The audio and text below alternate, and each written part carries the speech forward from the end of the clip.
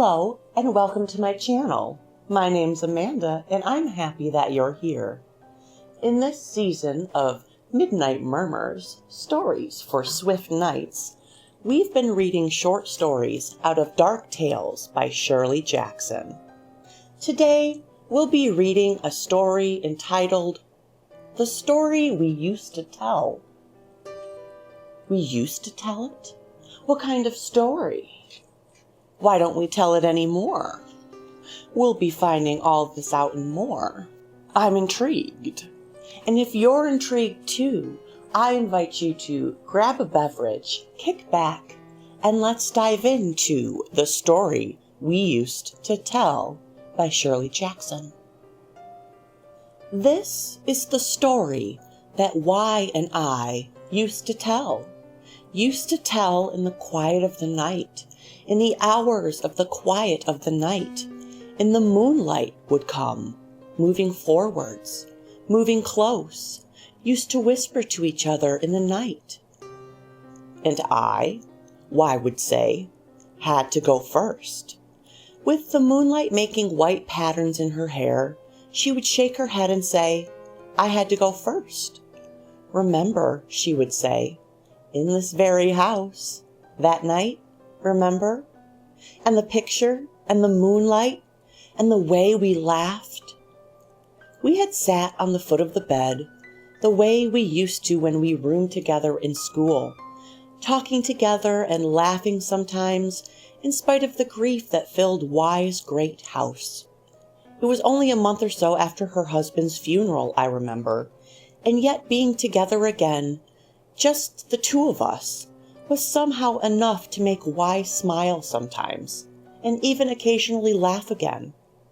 I had been wise enough not to remark on the fact that Y had closed off the rooms of the house in which she had lived with her husband, and had moved into an entire new wing of the old place. But I liked her little bedroom, quiet and bare, with no room for books and only the one picture on the wall. It's a picture of the house, Y said to me. See, you can barely see the windows of this very room. It's before my grandfather-in-law remodeled it, which is why the new wing isn't there. It's a beautiful old place, I said. I almost wish he hadn't changed it so much. Plumbing, Y said. There's nothing wrong with plumbing. No, I said, but I'm glad you've reopened the old wing. It must have been a gorgeous place in, say, your grandfather-in-law's time. And we looked at the picture of the old house, standing dark and tall against the sky, with the windows of this very room shining faintly through the trees, and the steep, winding road coming through the gates and down to the very edge of the picture. I'm glad the glass is there, I said, giggling. I'd hate to have a landslide start on that mountain and come down into our laps. Into my bed, you mean, Y said. I don't know if I'll be able to sleep with the old place overhead. Grandpop's probably still in it, too, I said. He's wandering around in a nightcap with a candle in the old barn. Plotting improvements. Y pulled the covers up over her head. I told her, God save us from all reformers, and went across the hall to my own room, pulled the heavy curtain to shut out the moonlight, and went to bed. And the next morning, Y was gone. I woke up late, had breakfast downstairs with a first assistant footman or something of the sort presiding. Even Y, married for 4 years into a butler-keeping establishment, had never found out which one to send for to bring tea in the afternoons, and had finally given up completely and taken to serving sherry, which she could pour herself from a decanter on the sideboard, and finally settled down to read, believing that Y would sleep late and come down in her own sweet time. 1 o'clock was a little late, however, and when the menagerie began announcing lunch to me, I went after Y. She wasn't in her room. The bed had been slept in, and none of the menagerie knew where she was. More than that, no one had seen or heard of her since I had left her the night before. Everyone else had thought, as did I, that she was sleeping late. By late afternoon, I had decided to call Y's family lawyer, John, who lived on an adjoining estate and had been a close friend of Y's husband and a kind advisor to Y. And by evening, Y's lawyer had decided to call the police. At the end of a week, nothing had been heard from or of Y, and the police had changed their theory of kidnapping to one of suicide. The lawyer came to me one of those afternoons with a project for closing up the house. I dread saying it, Catherine, but he shook his head. I'm afraid she's dead. How can she be? I kept crying out. I remember. I'll tell you, I was with her all that evening. We talked, and she was happier than she had been for weeks since her husband died. That's why I think she's dead, he said. She was heartbroken. She had nothing to keep her alive. She had plans. She was going to sell this house and travel. She was going to live abroad for a while, meet people, try to start life over again. Why, I was going to go with her. We talked about it that night, and we laughed about the house. She said the picture would fall on her bed. My voice trailed off. It was, I know certainly, the first time I had thought of the picture since I had left Y in her room, with the moonlight coming in and shining on her pale hair on the pillow. And I began to think. Wait till tomorrow, I begged him. Don't do anything for a day or two. Why, she might come back tonight. She shook his head at me despairingly, but he went away and left me alone in the house. I called the menagerie and ordered my things moved into Y's room. The full moon had turned into a lopsided creature, but there was still moonlight enough to fill the room with a haunted light when I lay down in Y's bed, looking into the empty windows in the picture of the house. I fell asleep thinking miserably of Y's cheerful conviction that the old man was loose in the picture, plotting improvements. The moonlight was still there when I woke up, and so was the old woman. She was hanging on the inside of the glass of the picture, gibbering out at me, and she looked 20 feet high, standing in front of that picture of the house. I sat up in bed and backed as far away from the picture as I could, realizing, in the one lucid moment I had before the cold terror of the thing hit me, that she was on the inside of the glass and couldn't get out. Then suddenly she moved aside, and I could see the road leading down from the house. And, while as I watched, Y came through the gates, running and waving desperately at me. I could feel my eyes getting wider and wider, and the back of my neck getting colder and colder, and then I knew that I had been right, and that Y had been caught in some maleficence of the old house, and I began sobbing in thankfulness that I had found her in time. I picked up my slipper and smashed the glass of the picture and held out my hands to Y to hurry her on to me. And then I saw that the old woman, no longer hanging on to the inside of the glass, was now free and in the room with me, and I could hear her laughing. I fell back on the bed in a wild attempt to shove the old woman back into the picture, and I could just see Y, dropping her hands in helpless grief, turn around and start slowly back up the road to the house. Then the room went out from underneath me, and the glass on the picture closed around me. I was waving at you to go away, Y was saying over and over. You should have left me here and gone away. We can't ever get out now. Either of us. You should have gone away. I opened my eyes and looked around. I was in the dining room of the house, but so changed and gloomy.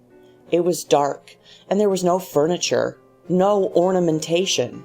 The place was still and damp. No plumbing either. Y said dryly, noticing the bewilderment on my face. This picture was painted before the improvements were put in. But, I said. Hide, Y whispered. She pushed me into a corner, out of the light of the one candle on the floor. Oh my God, I said, and grabbed Y's hands. Through the doorway came the old man, giggling and pulling at his beard. He was followed by the old woman, silent now, but with a glittering grin and half waltzing. Young ladies, the old man called in a shrill, cracked voice, looking eagerly about the room. He picked up the candle and began going to the corners with it. Young ladies, he cried, come out. We are going to celebrate. Tonight there is to be a ball. Why, I said. He was coming towards us. There you are, lovely young ladies, shy over their first ball. Come ahead, young ladies. Y gave me one look and then moved slowly forward. The old man waved the candle at me, calling, Come now, don't be too demure, no partners then, you know. And I followed Y into the room. The old man waved at the woman then, saying, Let the musicians start now. And our first ball began. The music did not materialize, but the old man danced solemnly, first with Y and then with me, while the old crone sat dreamingly in the corner, swinging the candle in time. While the old man was dancing with Y, he would wave at me roguishly as they passed, calling out, Wallflower! And something that was very like a grin would come over Y. And once he was dancing with me, and we passed Y, sitting on the floor in abject misery, he cried out sternly, Come now, look gay. Honey catches more flies than vinegar, you know. And Y actually began to laugh. No one could possibly say that I enjoyed myself at my first ball. But, you see, I still thought I was lying on Y's bed, dreaming of the picture. Later, when the old man had limped off to bed, after kissing our hands gallantly, Y and I sat on the dining room floor and talked about it. In spite of the icy touch of the old man's fingers which lingered on our hands, in spite of the chill of the stone floor and the memory of the old crone's cackling, we sat there in the dark together and told each other that it was all a horrible dream. Y said, I've been here a long time.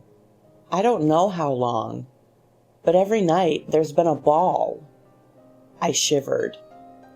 He's a lovely dancer, I said. Isn't he, though? Y agreed. I know who he is, she said after a few minutes. He's grandpop-in-law. He died in this house. Crazy. You might have told me before I came to visit you, I said. I thought he'd stay dead, Y said. We sat there, not talking, until finally the room began to grow lighter, and the dusk in the house was brightened by sunlight. I ran to the window, but Y laughed. Wait, she said gloomily.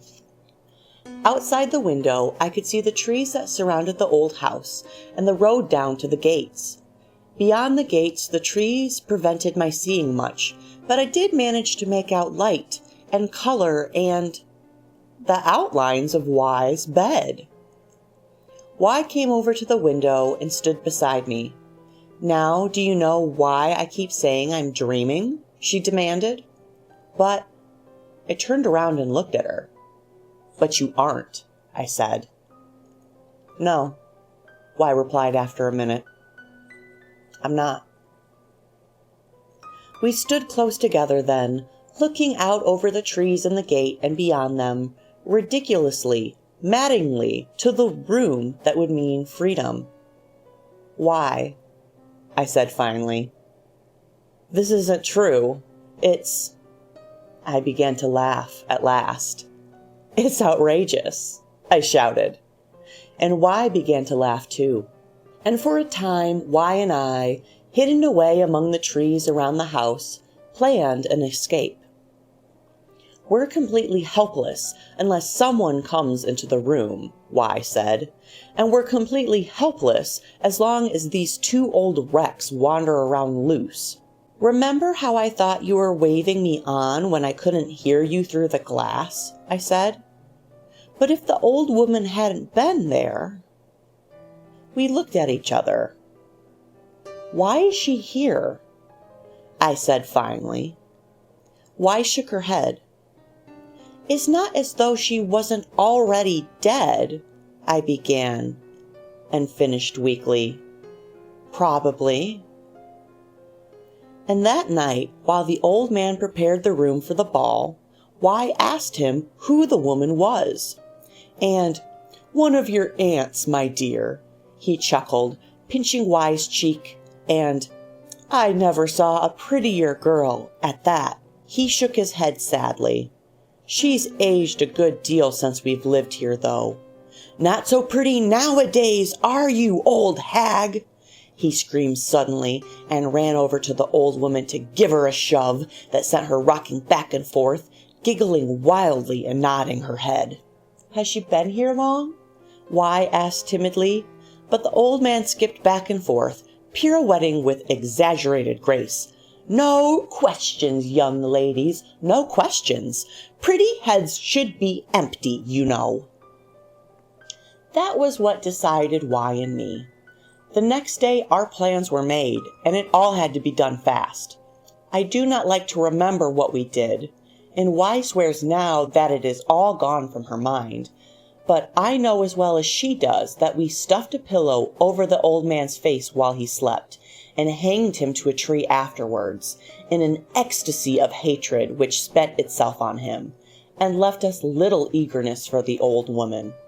But we finished it, and never went back to the forest behind the castle, where the two bodies still hang, for all I know.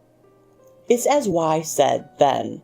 We don't know if we can kill them, but we do know that if they're not dead, they're still tied up.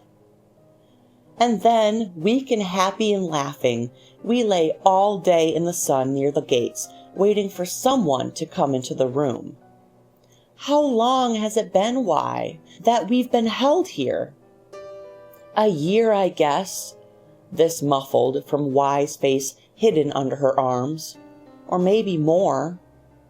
It hasn't been more than a week, I said. It's been years, Y said again. And how much longer was it that we waited? The room, which we could see from the gates, had been dismantled. How bitterly we repented of the time spent away from the view of the room, the time lost while someone had taken up the carpets in the room, had taken away the linen and the mattress from the bed, had taken down the curtains and stripped the room bare of everything but dust. Where had we been, and who would come now to an empty and forsaken room? But it was Y, as always, who thought of it first. Why didn't they take the picture down then? She said. They emptied the room and left the picture still hanging. They must know something. They must believe the picture has something to do with us. They'd know the room was haunted since two of us disappeared from there, Y began. And no one will ever come into it for that reason, I finished. We were there long enough for the ivy on the house to grow a 1/4 inch before someone came to rescue us. We had often speculated as to who would come. Both of us had believed that it would be a stranger, come to see for himself if he could solve the secret of the room. But when our rescuer finally arrived one evening, it was John. I saw him first, while Y slept, and when I woke her to tell her it was John, she cried for the first time since we had given up hope. We lay in the grass before the gates, waiting for the moon to rise so John could see us and let us out. We watched him put a blanket down on the empty bed and lay down to stare directly into the picture. In the half-darkness that meant the moon was rising, we saw him lying there, watching for us. And as the moon rose slowly, coming towards the picture, we stood by the gates, clinging to each other and trembling with excitement. Even before the full light was upon us, we were racing down the road to him, to the glass that he must break. I remember falling once and stumbling to my feet to run on, with blood on my face and hands, crying out to John, and I believe now that it was during that moment wasted in getting to my feet that I knew exactly, because I heard Y's voice calling, "Come, John! Come on, John! Come on!" And I knew that I was screaming too, and shrieking at the top of my lungs. And John was sitting up in the bed and screaming too, and he put up his foot and kicked at the glass and broke it. At last. And that is how we tell it, Y and I, in the quiet of the night, in the hours of the quiet of the night, with the moonlight moving close, while we wait in the secret of the night. And John runs constantly about the house, screaming and beating the walls. For I have no partner now in the evenings, and Y and John do not like to dance alone. And that, dear listeners, is the end of the story we used to tell. Dun, dun, dun, dun. So what did you think, dear listener? This story very much made me think of an episode of The Twilight Zone or Scary Stories to Tell in the Dark, of getting transported and trapped inside of this magical object, and there you are, stuck for the rest of eternity. I'm glad that's not a real thing to fear, because I think a lot of people would have that fear if it was real. I also think it's interesting that the character name that we say the most, Y, is literally the letter Y. Y. She could have used any character name for that character, and she chose to use the letter Y. Why do you think she did that, dear listener? I would love to hear your perspective down below in the comments. If you enjoyed this video, please give it a like and subscribe for more Shirley Jackson short stories from Dark Tales. I hope you're having a wonderful night. I know this was a shorter debrief, but I'm interested in hearing your perspective on this one. I hope you're having a wonderful night, and I'll see you in the next video. Prost.